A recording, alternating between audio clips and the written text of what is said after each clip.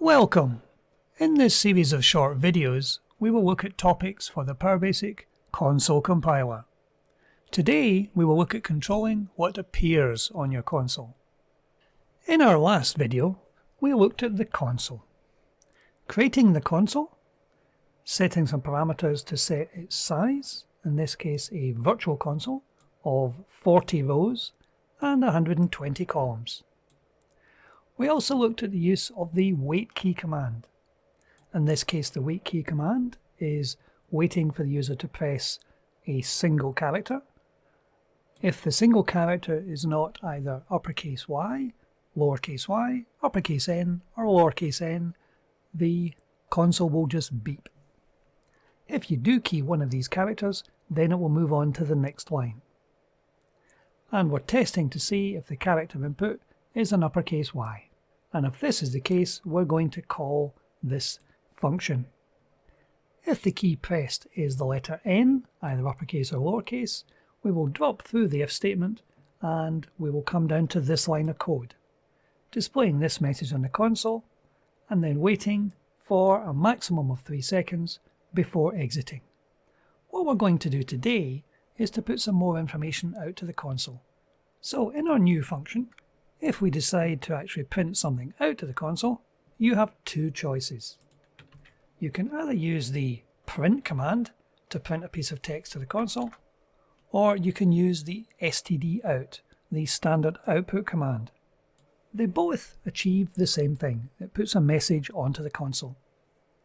The sole difference between these two commands is that the print will put something to the console, but if your application has been redirected to put its output to a file, use of the print command will not appear in the file. Using the standard output command will mean that if you're redirecting the console output to a file, then anything using stdout will go into the file. So if we do a simple for next loop to put some information out to the console and we run our program, we will see it comes up with the start processing, and if we key yes, then it will put some messages out to the console and then exit within 3 seconds. Now we're using the print command here, and the print command will put the text you wish to put onto the console, and we're optionally giving it this extra parameter, which is to put 4 spaces between each number. Now putting information out to the console is quite straightforward. Of course, the console only has the 40 lines. So once you've put 41 lines out to the console, then the very first line will disappear and you can no longer scroll back to it.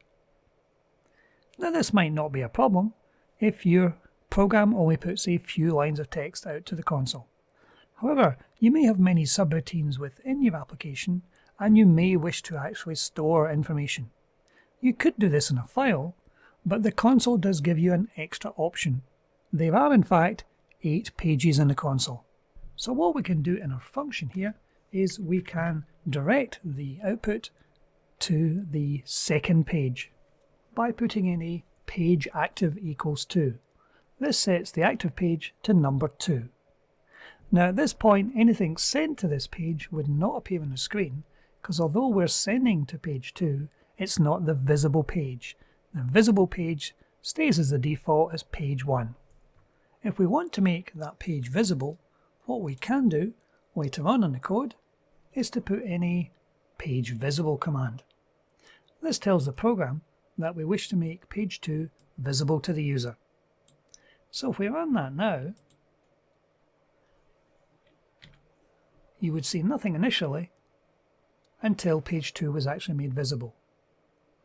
And the app would exit at the end as normal. However, there are other commands you can use. What we could do is put another delay in here, and we could effectively clear the console. Now this would clear just the currently set page, which at this moment in time is page 2, because it is the page which is currently active. We can then switch back and make visible page number 1, and we could put a message out to that current page to say we've switched back. So if we run that now,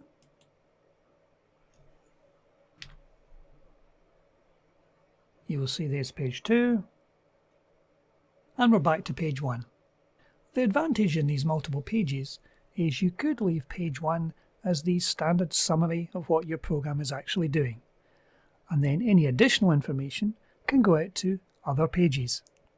And once those subroutines or functions have completed, you can then revert back to page 1 where the summary will still be visible. This will give you a great deal of flexibility in what appears on the console. The other one to remember is just because this is a console application does not necessarily mean that the console has to be visible at all. At the beginning of your application, the use of the console off command will mean that the application launches without a console. Therefore, nothing will appear on the screen. It will not error, but obviously you don't want any commands waiting for the user to put input in, because with the console being off, the user will not be able to see these. However, some of your applications may wish to run in the background, invisible to the user, and only bring a console up when some significant event has occurred, either when the application is about to finish, or when the application has reached some significant point where information needs to be given to the user. In this case, you can actually create a console from within the application itself. So for the moment, if we comment out this section of code where we're waiting for input, and we'll just call the routine down here. Now, if we run that now, we would see absolutely nothing, because the application would have no console. The application is running, but we can see nothing because there's no console visible. What we can do is we can create a console in the subroutine itself. And there's the console. There are the messages, and the app will now exit. So you can see you have the choice when you launch your console applications whether you have an initial console or not. And if there's nothing to report to the user, you don't necessarily have to show a console at all.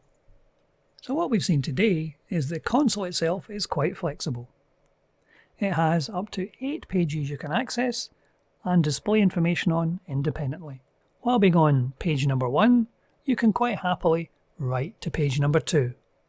And then at some point later, you can make the whole of page number 2 visible to the user. You can also test to see which page you're actually on, quite simply by declaring a local variable and making it equal to the page which is currently active. You can then display that on the console.